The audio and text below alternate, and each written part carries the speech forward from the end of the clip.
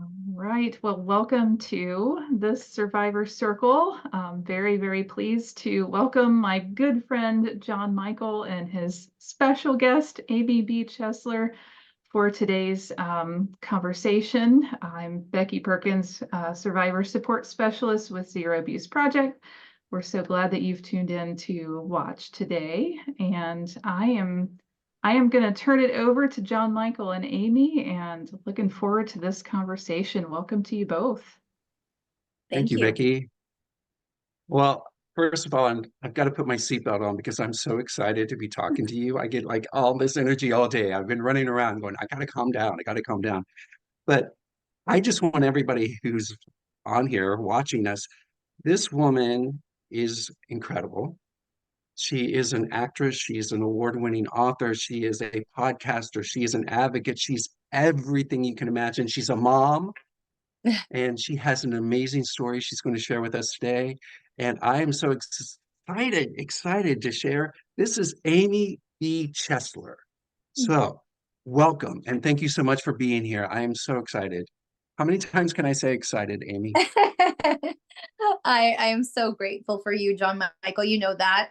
Thank you for that beautiful introduction. I feel like I know all the things you said were true, but it was beyond anything I could ever ask for.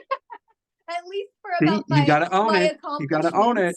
accomplishments. No, in terms of my accomplishments at least, but thank you very much for that warm, kind welcome. Thank you. You're very welcome. And as we are talking, because you and I will get in conversations that are so deep, so fast, and go in different directions.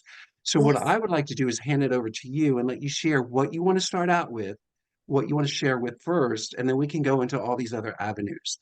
Because depending on how we construct this conversation today, it can go many ways. Many ways.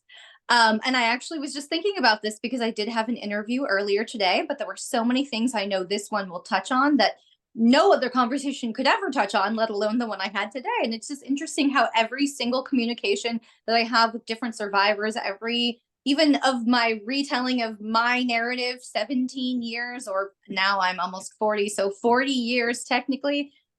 Clifford, can you stop my cat out of nowhere? We always talk Love about our it. pets too. Sorry.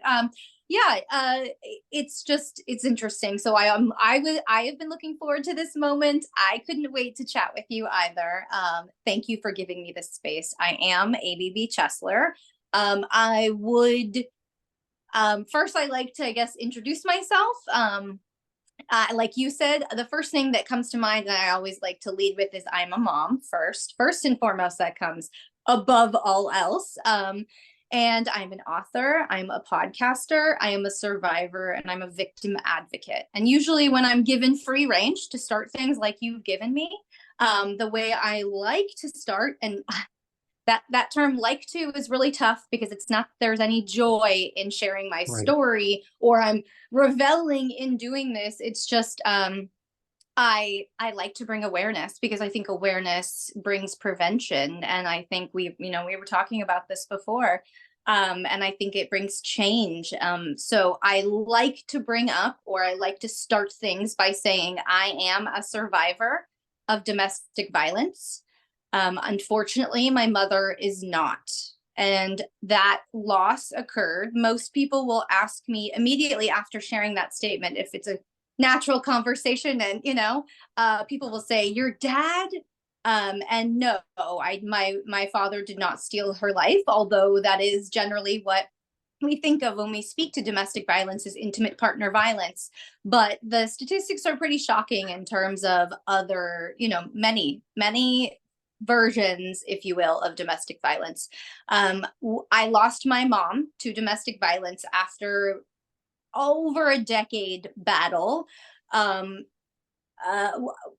Or not battle, but abuse at my brother's hands. So my brother at a very young age, and it's hard to share about my story without my brother's story because so much of my life, even before my mom's murder, was kind of I don't know the right word, but was very much deeply affected by my brother's journey too. But you know, he started showing signs of being antisocial and different at a very young age. That is not his official diagnoses, but with a degree in psychology and a 20-year case study on the man, I'm pretty sure he's antisocial. Although I am not a medical professional, so that it's not a true, I have to say, disclaimer, not a true diagnosis. But you know, at a very, very young age, there was lies, there were manipulations. Those were the first kind of behaviors. And then, you know, in around 4th grade, he was very anti-establishment, didn't really fit in at school anymore, lost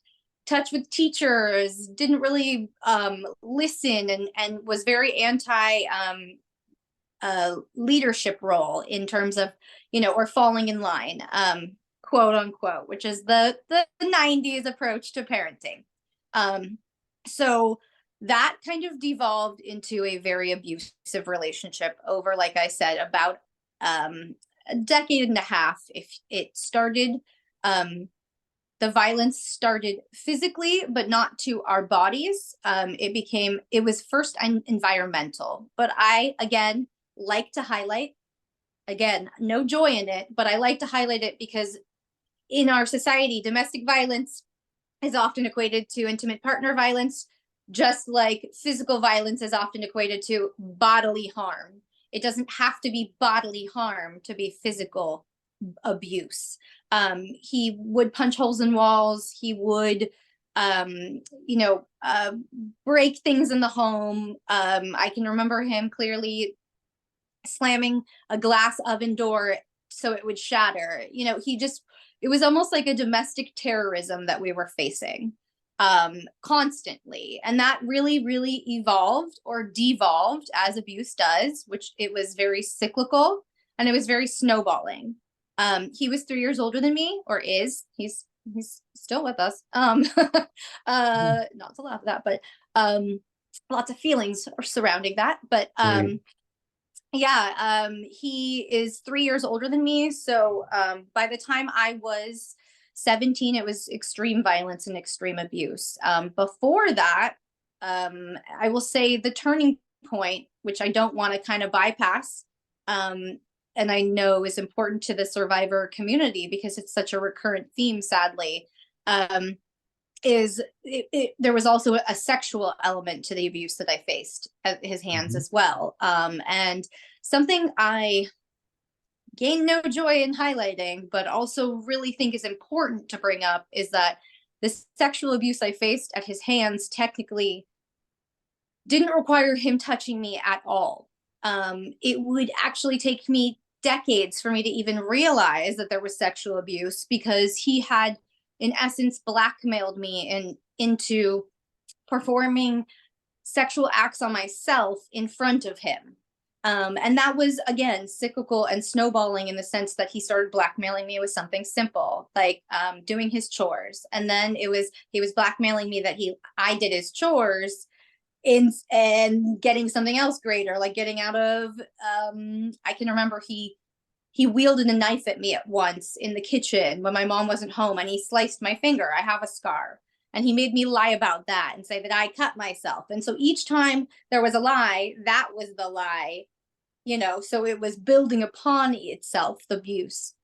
So, and then, you know, when he wanted something antisocial, people who have antisocial tendencies can also love bomb and be sweet and give something positive to that relationship usually when they require something of that relationship, but also to gain social currency, if you will, with those people. So that's a reality of the abuse as well. And the sexual abuse, I will say, was terminated rather quickly. In the grand scheme of things, I think it exhibited itself, or he exacted that abuse. It didn't do it on its own. Over a year, about, I would say. And then it culminated in a conversation with my mom that was very interesting. I never reported the abuse to her, that specific abuse at least. She was privy to other abuse she saw, but she never knew about that. And when it dissolved, was he, in front of her, wrapped his finger around one finger around the other finger as he requested me to do something. And she said, "What was that?" And I said, he's got it's to insinuate he has me wrapped around his finger, his little finger. And she said, "Why?" And I explained a bit of the blackmailing and things. And she just was apologetic, and she cried, and she said sorry, that she actually apologized, that she thought I felt she wasn't a safe enough space to come and report that to her, which was really a beautiful way to receive me. However, I didn't report the sexual abuse at that time. I suppose I felt comfortable enough to offer a microcosm of it. It's also because that abuse ended at that moment.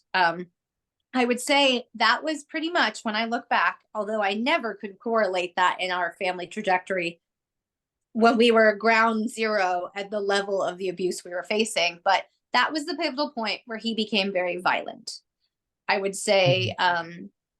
And I mean, that in the months preceding my mom's murder, there were several murder attempts at her life by him. One explicit one was in April of 2007. He had pulled, this is something he saw in a movie, he pulled an aerosol can and a lighter and made a flamethrower and attacked her. And the cops were called. And that is to say, in Calabasas, which is another element, an interesting element of our story. I'm sorry not to hijack so much of the conversation. You said start, not like No, dump that's it all, great. but No, that's perfect. thank Calabasas, you. wow. I do want Yeah. to go back and kind of Yeah. unpack a little bit if it's okay. And if Oh there's anything I yeah, ask, because I as you hijacked. know, stop. I'm not going to talk about that. One of the things that was really interesting, and you clear this with domestic violence, and there's so much protecting, especially within families. I mean, the whole P. Diddy thing that's happening recently is just Mm, outlandish, and it's taken it how long? And people don't seem to understand that young woman, this happened a while ago. Why hasn't she come in forward? mm, For God's sakes, it's P. Diddy. She's not going to think that, you know what I mean? And there's so many elements to cause domestic violence survivors, thrivers, whatever you want to call them, not to say anything. And like you added in there, the love bombing, because that confuses mm. everything. And then remember, you're a child.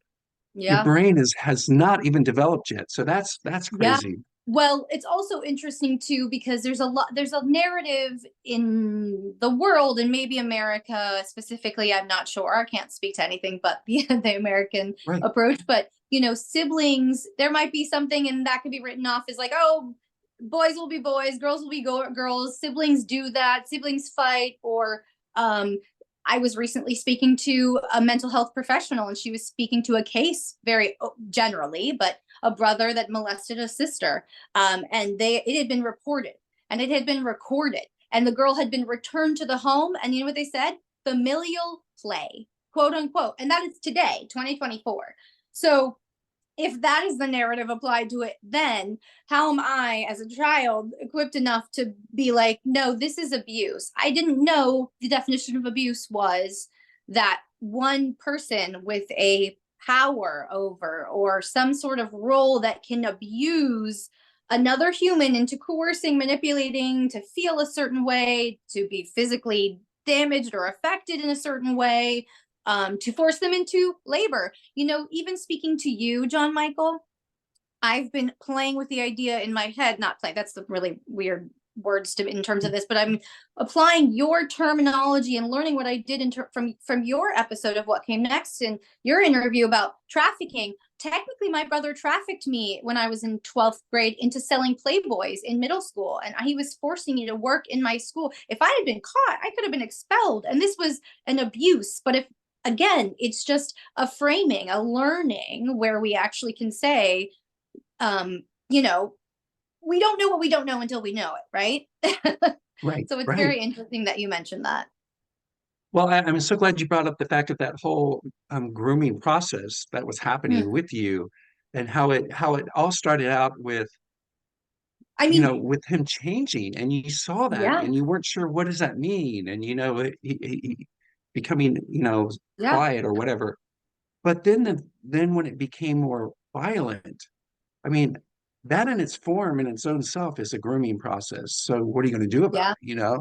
I'm older than you. I'm 3 years older. You're just a little sister, and And I love the fact that, and I don't want to, again, here I'm choosing words. I don't want to say I love No. this, but I am so grateful that you expressed that sexual abuse can be untouched by that predator.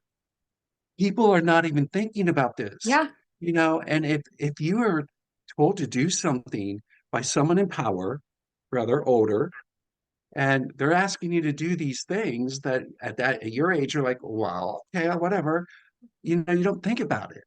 And like you Yeah. said, until later on, and you look back and like, oh my God.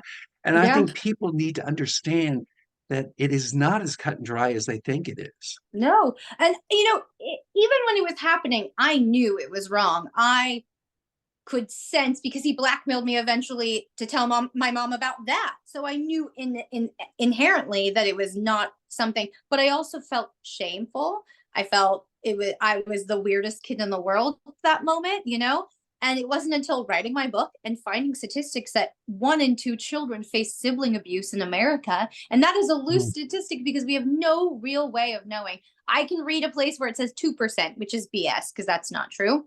And I see something that says 85%. So, because of reporting or even lack of receiving reports with confirmation, or, there is a lack of understanding in general. But roughly, it's believed 50% of American children face sibling abuse. That's not sibling sexual abuse, but with statistically speaking, as long as I'm equipping the listener with information about sibling abuse. And there's also another facet of my journey that I've learned even in the last few months and terminology, that there is child to parent violence and abuse. And I didn't know that that was a thing until a nonprofit organization owner reached out to me and said, I found your story and oh my goodness. And again, it's about learning and sharing that's giving us that equipment to work with. But yeah, it was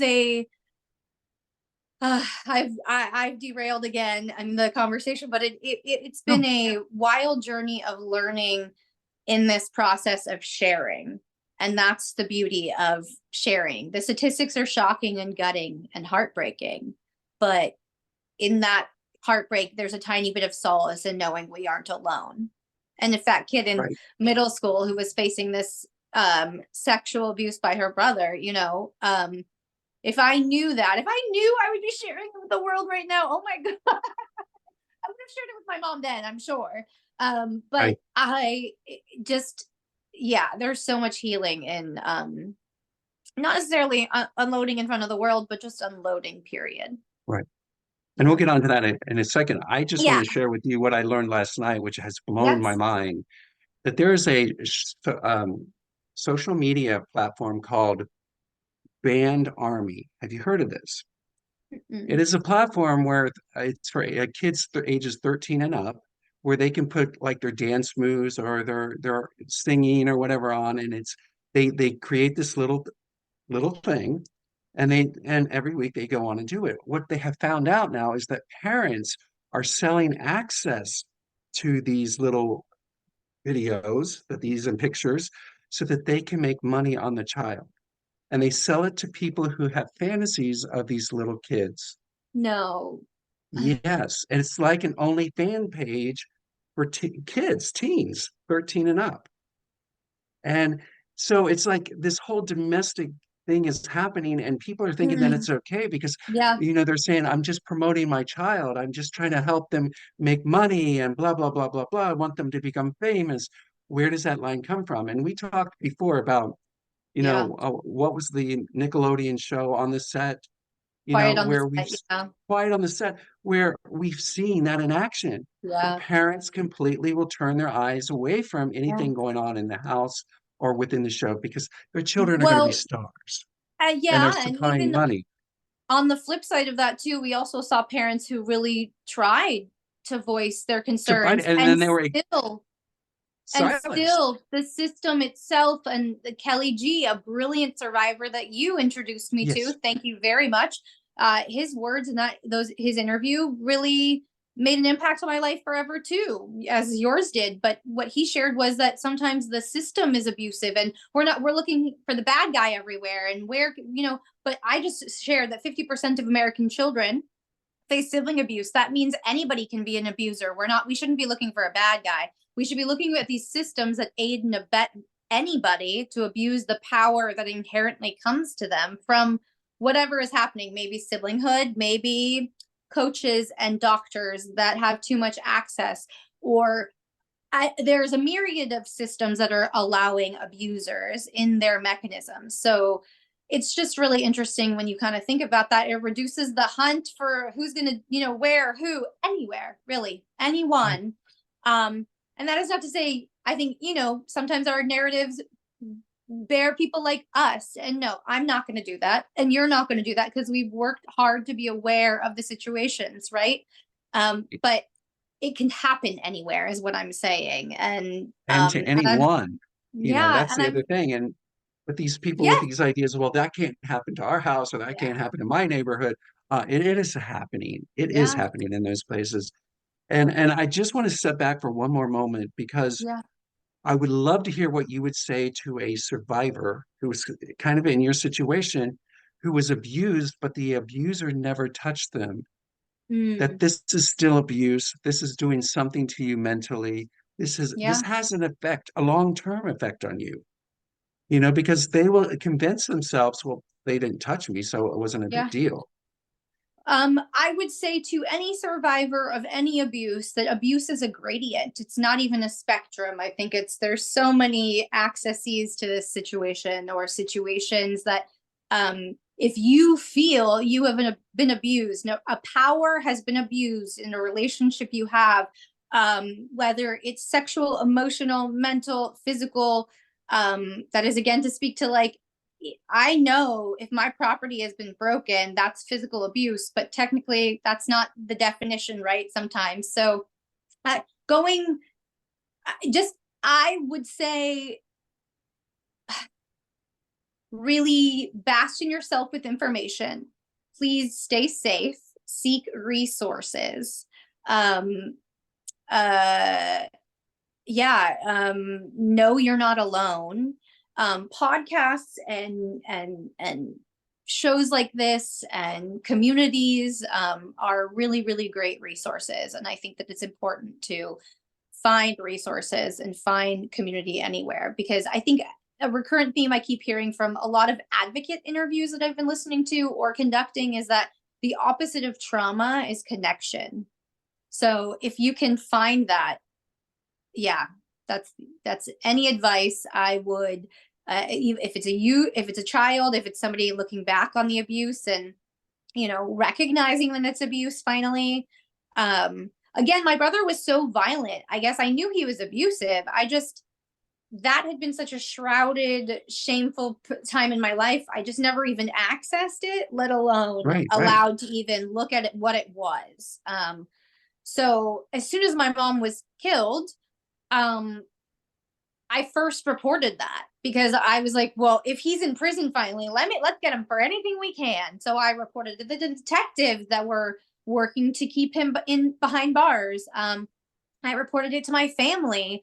Unfortunately, I was met with some disbelief by some family, which is another thing that keeps us from reporting or accessing those memories or even finding solace. That's a huge, I mean, it's a, I don't know if you're familiar with End Violence Against Women International. I just did an interview with them earlier. But one of their campaigns is Start by Believing.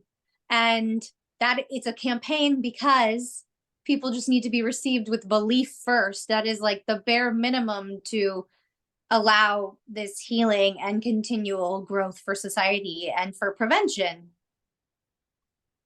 That's brilliant. And I just have to ask this because I've wanted to ask you this for a long time. Going through what you went through, watching the evolution of your brother to the point how violent he became, trying to take care of your mother.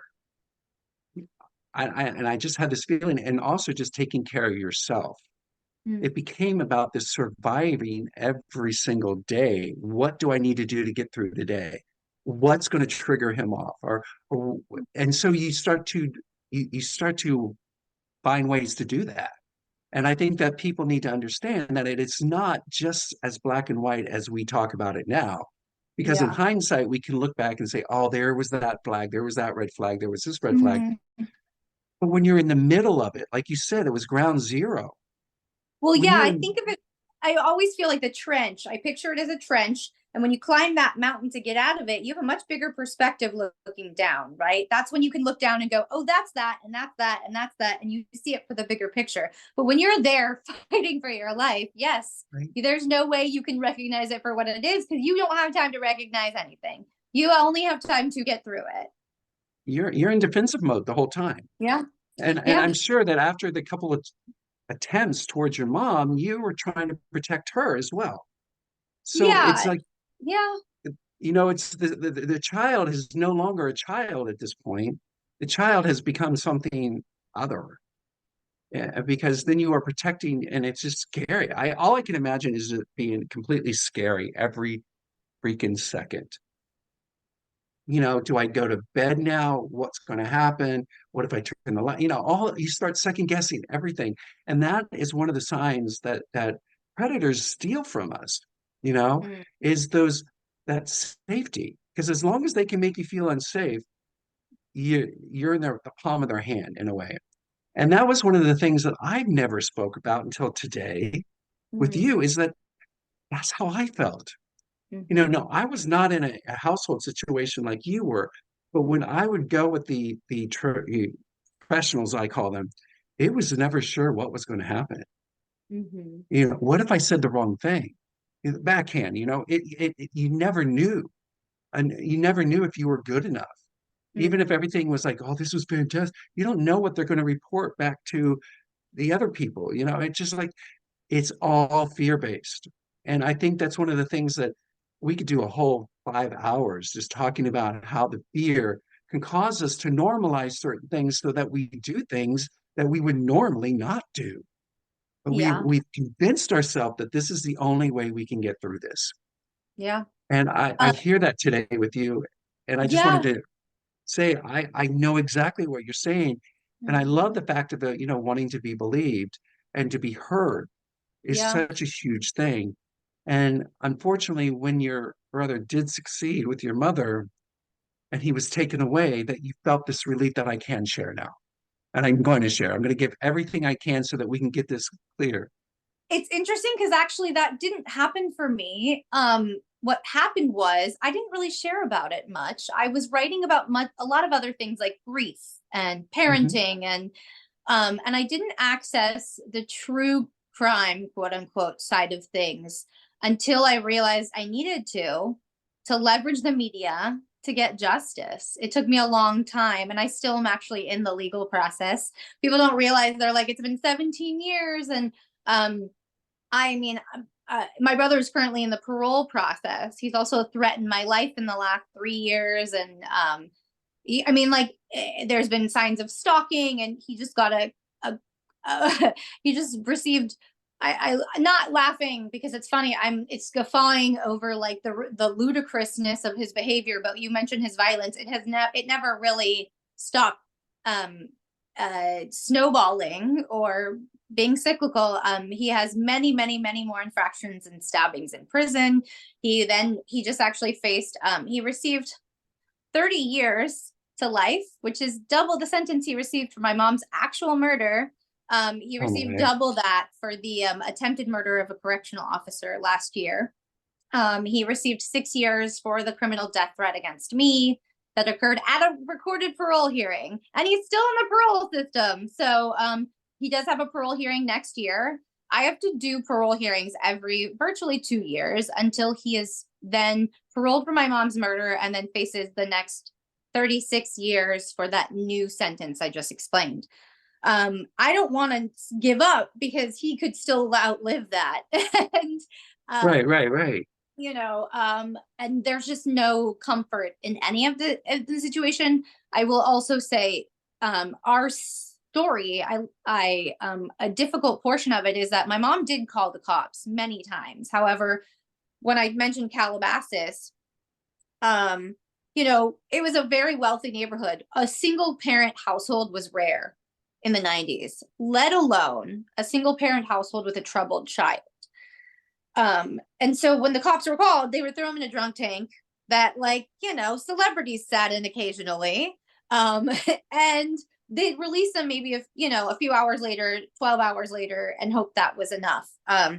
Eventually, my mom tried to put him in therapy. He would then verbally abuse and break things, physically abuse their environment in those rooms so they wouldn't stop seeing him. I was kicked out of school. Like, every point where there could have been a resource or an intervention, we were given the opposite. And it was like, well, it's your problem, solve it. So my mom ended up having to do that. Yeah. And then I would say, unfortunately, you mentioned, I felt a protection mode. I did, to a certain degree. It was more, my mom and I were best friends. We were really, really close. That was the enmeshment I had. I don't think I felt responsible for her. I was actually at a very pivotal point. I was 17 when I started college, and she was murdered when I was 22, 2 weeks after I finished college, in essence, a few weeks after. And I was actually trying to exercise my freedom as much as possible at that time. I was getting out of the house. I had a full-time job. I also, went to college. So it was more like I was fully responsible for myself. I was fully responsible for my safety. I was more adult than most of my friends, but I also was not, I was fleeing the coop. And that's because I think that's another reason why my mom's abuse got so horrible, is that most of the worst abuse my brother ever executed was always when it was one-on-one. The sexual abuse, the physical abuse, it was easier to dominate at that point, I guess. So, yeah, but he never stopped. He still utilizes the system, even though, I know we're hopping around. That's kind of how I process things sometimes. But, even though he was admittedly guilty, there was a decade and a half of abuse recorded, by different communities, medical, criminal justice, all of it. It still took 4.5 years to convict him of murder because of the way he abused the system. He's just a very shrewd human. I don't want to say smart, because I think really, really intelligent people can override their, like, high emotions and not react and murder people. But he's very shrewd at abuse. He's been working at it for many years. And that's something I've learned through the nonprofit Parent Real Talk, which is the one that brought to my attention. There is something called child to parent violence and abuse. And I didn't even know that was a thing. But looking back on my mom's life, that he really, the woman who started that organization, her name is Tabitha. She explained to me, Tabitha Ross Brown, she explained to me that, like, domestic violence, when you really look at it, a lot of these people who are leaving their home, they're not entering the world at 18 as abusers. They honed these skills in their own homes many times. And we look at it like it's a parent problem, a parenting problem, or, and parents need more resources. Many children who exhibit abuse, and I don't know the true statistic, there's no way to know at this moment, but many of them are not abused. Some of them just hone these skills, and it starts like my brothers did: lies, manipulation, and then learning more tactics over the years. Wow. Yeah. It's a moment to let that all sink in. That's amazing. I also just wanted to go back and just take one more moment of your childhood, and then we can move this in towards your adulthood. How you actually were able to navigate through this and to find the healing that you needed to become the successful woman that you are today. There had to be choices made along the way, I'm sure. Are you Oof. aware of when you made those choices? Like you said, when you were 18, you got out of the house, you were fleeing, you went Well, to yeah, college. I didn't move out, actually, interestingly enough, but I still, exercised as much freedom as I could. But yeah, many skills. I would attribute most of my success and my positive skills to my mom. She had her master's in education. It's interesting because most people will be like, well, was she abusive? That's always the first question. And no, she was actually an educator. She had her master's in education. She just parented and birthed an imparentable person, just like the worst recipe of disaster that created this human. And yeah, it's just really interesting to look back. If you can, I'm sorry, I just like overwhelmed myself. If you could repeat your question for me. No, I was just trying to We're show how live, it's you, natural. it's wonderful. It's just how you manage to Yes, I'm maneuver sorry. yourself through. No, don't be sorry, because this is what we like. And this is what, Well, this is what I find very refreshing in a way, that here we are, we both have spoken all over places everywhere, yeah, and we still have moments of becoming overwhelmed, or we yeah. have moments of something that can cause us to take a moment where we think, oh my God, am I going to break? Well, do you know And what come it was? up. I'm realizing is that going back to your question, it's talking about my mom.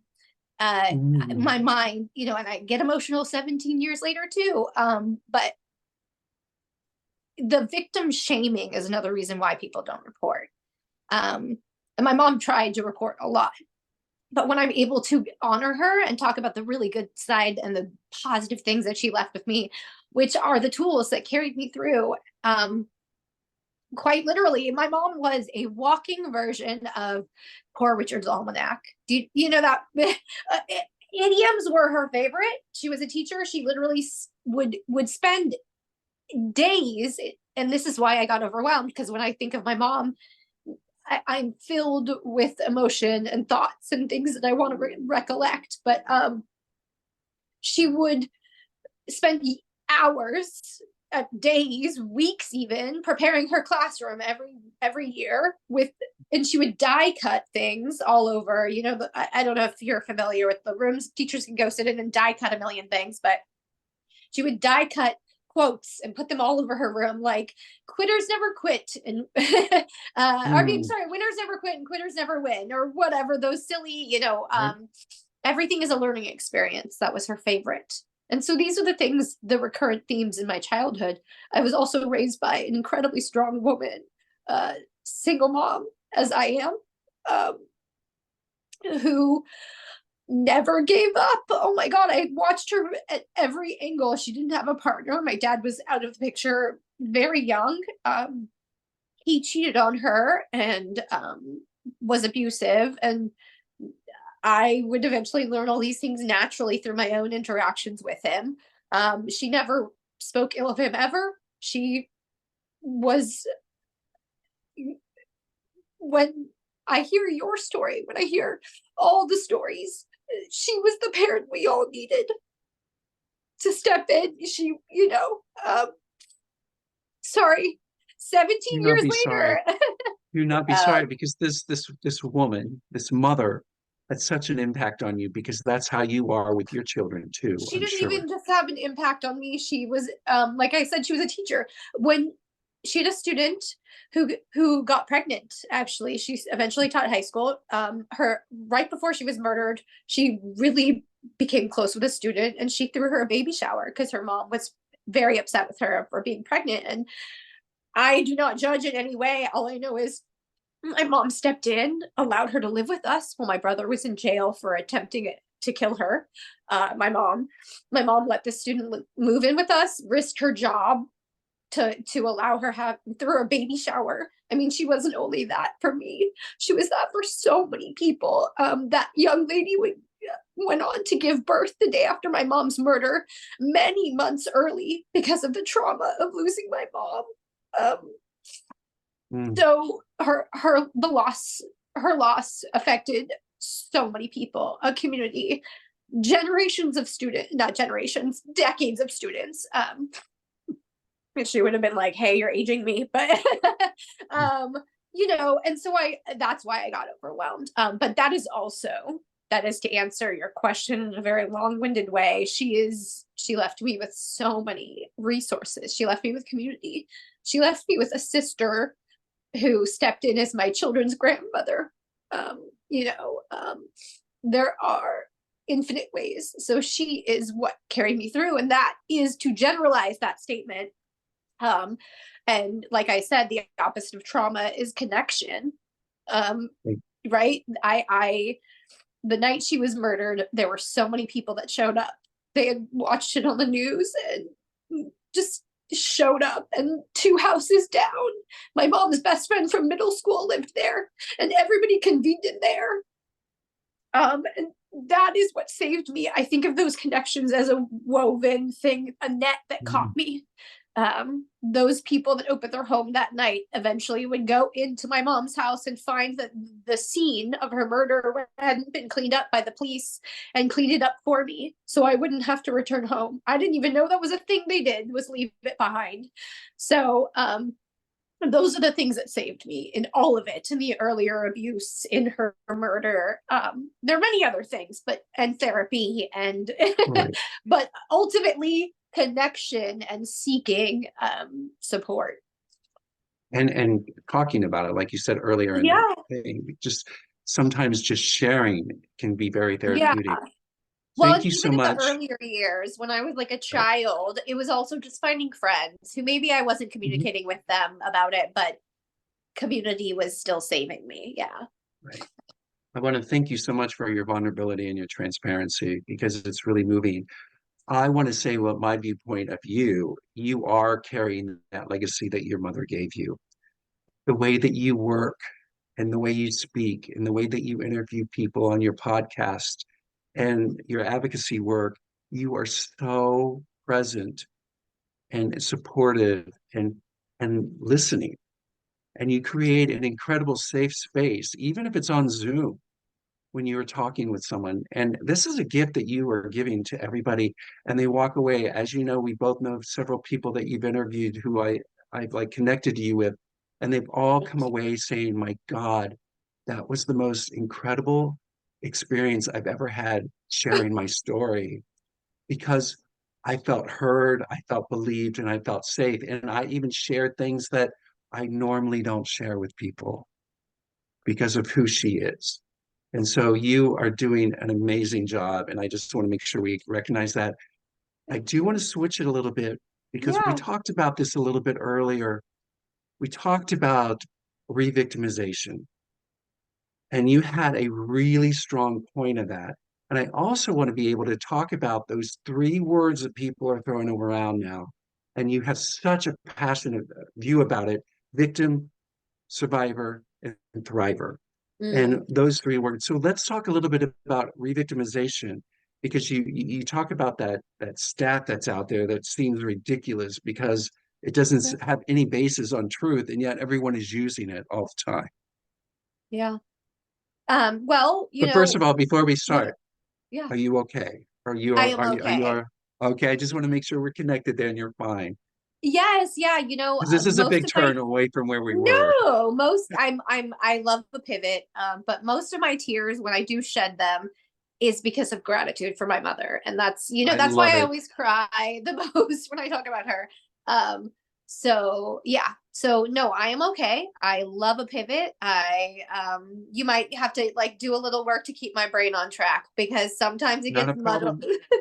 Yeah, That's muddled fine. with That's fine. tears, but yeah. Yeah, so where do you want to start? Tell me. Let's start with the re-victimization situation Yes. because we both have shared how we have re-victimized ourselves and had been Oof. re-victimized by the system and by other people as we've Yeah. gone on through our healing journey. And it Yep. still sometimes comes up even, I mean, last week I experienced another kind of thing where I was felt, oh my God, am I just re-victimized again? Yeah. And just a little Yeah. bit to talk about that so people don't Yeah. feel like that I think a lot of people think that once you start your healing journey, you should be healed and you shouldn't have these setbacks. And if I have a setback, then I'm not doing well. And then they just fall apart completely. You know what I Yeah. mean? It is part of the process. Yeah. Yeah, I think that again, it's really, really hard to know true statistics. I'm a data person. I love statistics Mhm. so I can wrap my head around something, not necessarily understand it fully, but get a picture, right? And so in I something that I again do not get any joy from talking about, but I like to highlight is that I have been a victim, and that will lead us eventually to the victim survivor thriver Right, right, conversation. right. But I have been a victim in, I would say, looking back at my life, met several to many situations outside of my brother and also within my brother's trajectory as well, even post my mom's murder, as I was explaining, with the death threat and different things and abuse of the system. There are many ways he has exercised abuse in different ways. I have also been sexually assaulted. I was recounting it in my mind and thinking to the timing, and it was my 18th birthday. The week of my birthday is Christmas Eve, and it happened on New Year's, but I was sexually assaulted by a stranger at a club, basically an 18 and over club. And I reported it immediately. This was the first time I had ever reported any sexual assault ever, because again, my brother's abuse before, the physical abuse that was violent, was visible to my mother for the most part. Some of it, there was other power dynamics she didn't see, but this sexual assault that I faced, I immediately reported it, and I was immediately met with disbelief. Immediately, they kicked me out of the club and said, "What did you get yourself mixed into?" And I said, "What? No, this guy told me he was going to show me where the bathroom was. Like, what is going on here?" Right? So they did not believe me. They let me outside crying all night, until the people I came with, which happened to be my brother and somebody else, came out and met me. So that is, I'm an 18-year-old woman learning that is how the world receives. At that point, it was 2002.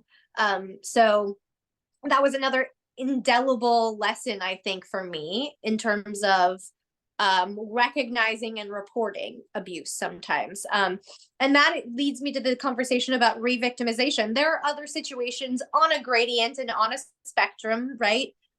Things with friends that abuse boundaries. I think those are all kinds of power abuse. Other relationships. Of course, I stepped out of this very toxic family. I did not have a good gauge on healthy practices and relationships. So I entered ones that abused my boundaries in many different facets, friendships, love life. I mean, that is to speak to re-victimization happens. And it is not to throw around the term victimization. It is to honor what is stolen in those situations, the power that was stolen from me. It's not that I don't think I gave it up. Gave it up means consent, and consent means knowledge and knowing. There were things I did not know as a victim of so many years of abuse. You don't know what you don't know until you know it. And part of that is recognizing healthy boundaries in relationships. And yeah, that I did find in all of this that 50% generally, that is a general statistic, 50% of victims, especially of sexual assault, are then re-victimized. And that, to me, there is no correlation, is not causation. I can't say why. It's not that you are a victim because you were a victim. That is not what I'm saying. Right. It's that it's just a fact that, maybe that's based on because of the prevalence of abuse. Perhaps that is what, it just happens.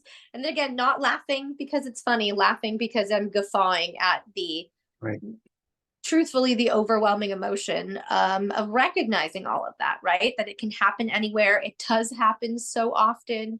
And we need to be aware. And just because I am aware doesn't mean I never will be abused again. There are people out there that are abusive, and I worry sometimes. I mean, my brother does. That is, I'm assuming as long as he lives, that will be a reality behind that connection. And as long as I fight to keep him in prison.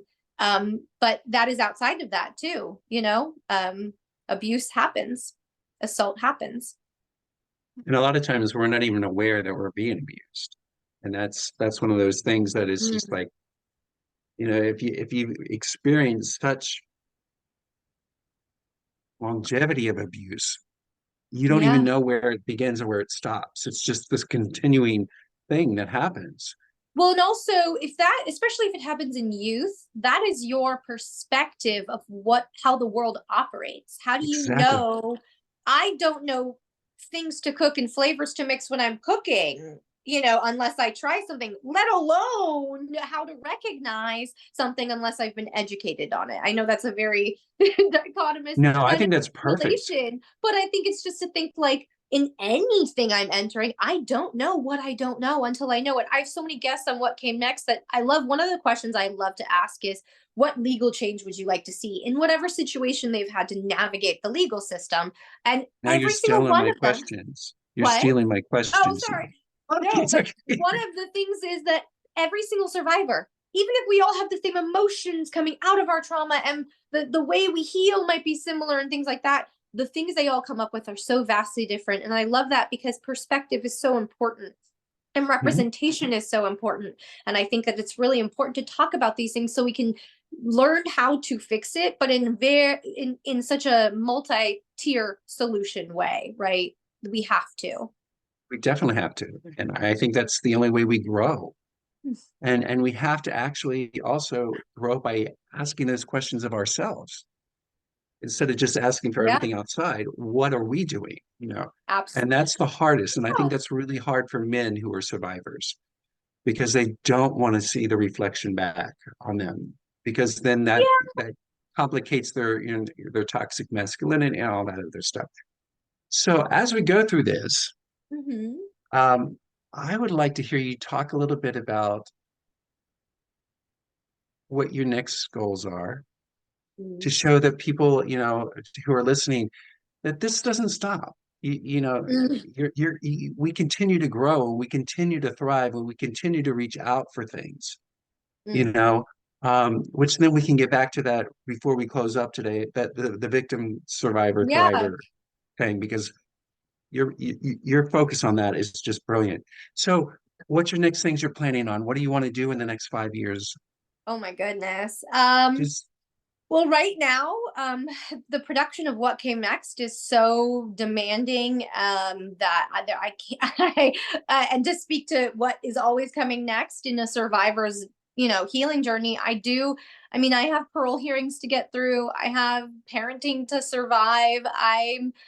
Sometimes I recognize that I'm not very much out of the survival mode yet, even 17 Mhm. years later. And that is a reality of the process in the criminal justice system and healing and trauma and co-victim of murder, co-victimhood of murder. But I would love to see what came next to continue to grow. We're about to hit, I think, in the next week, like 3 million downloads, which is exciting because you were officially our episode that helped us hit 1 million.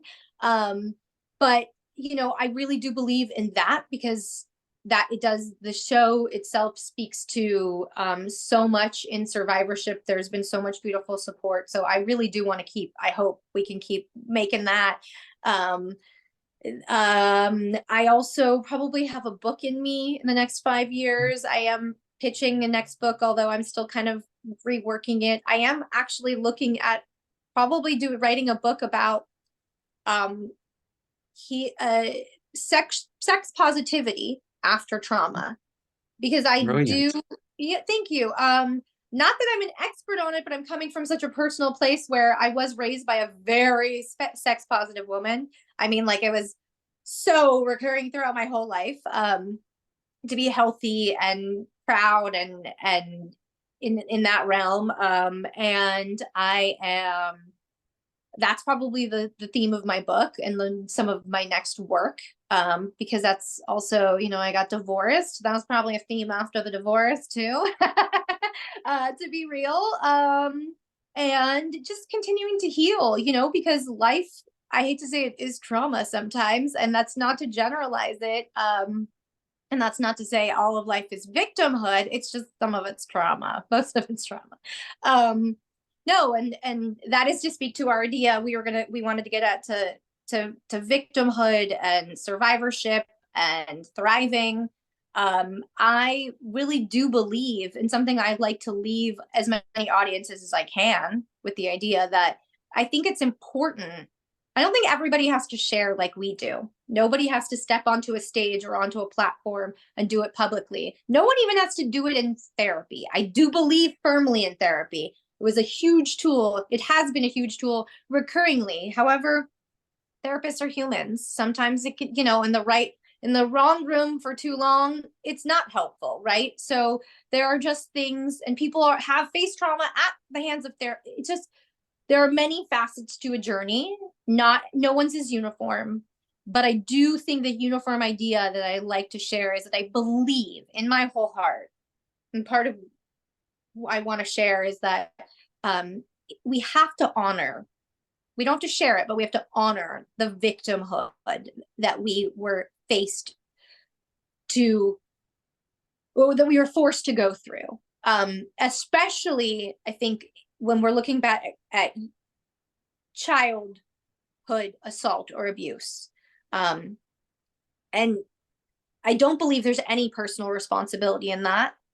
I also don't believe that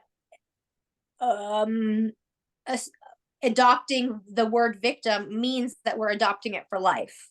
I also don't think if we do adopt it for life, it means we have to harness it at or brandish it like it's a weapon. That's not what I'm saying when I say I am a victim. It's a label I use for the rest of my life. I am a co-victim of murder. Technically, when you have a loved one that's been murdered, that is the term that the county assigned me and gave me a little bit of money for her funeral for, right? I was a co-victim of murder. So that, to me, I remember in the weeks and months and years, and sometimes on anniversaries still, or Mother's Day, I just want stamped on my forehead, co-victim. And it's not always, and it's not an excuse. It's just an understanding, and like lead with empathy when you handle me with care, please. And yeah, I believe it's important to honor that state of victimhood in order to transform or transcend or step into survivorhood. And of course, we all want to be survivors, and we all are survivors. We are surviving currently. Right now, if you are listening, you are a survivor, period. And I think that's important to honor both facets. And as somebody I mentioned to you, Jan Broberg, who is an incredible survivor, whose story has been seen in so many different forms of media, film, unscripted, scripted, all of them, show, everything. I just adore her. She's a podcast host, and she has a community called Thrivivors. And when I learned that term, I thought it was amazing. I love any way people can embrace it, but I do truly believe we have to destigmatize victim and allow, because I think by stigmatizing victim and making it so we can't claim that or say it, or, if you, it's heartbreaking to go into Instagram and type in hashtag victim. The first thing that pops up is victim mentality. And it's like, come on, no. Victims can be victims without having a mentality or a recurring theme throughout their whole life. You know what I mean? That is where I want to remove that stigma and allow people to claim it and then heal from it. I think that's beautifully stated, and I think that's exactly going back to what you started at the beginning of our conversation today, is to own what happened, in a way, to acknowledge that this happened. I was a victim of this.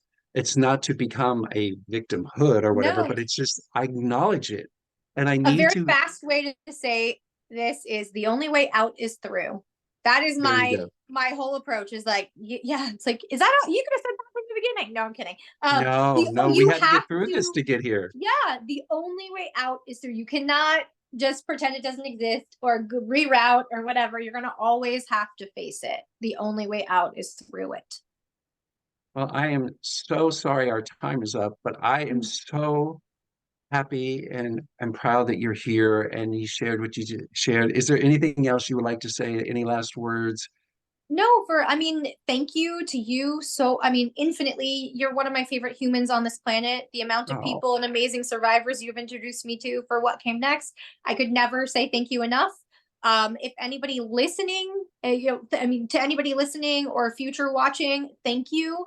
If anybody feels inclined to find me, I'm Amy B. Chesler on Instagram. I have a couple catfish accounts, places people are faking me, but and I can't get the blue check, but Amy B. Chesler, Instagram and Facebook, What Came Next on podcast. And that's, that is it. Thank you. I appreciate you in the survivor space community. And thank you.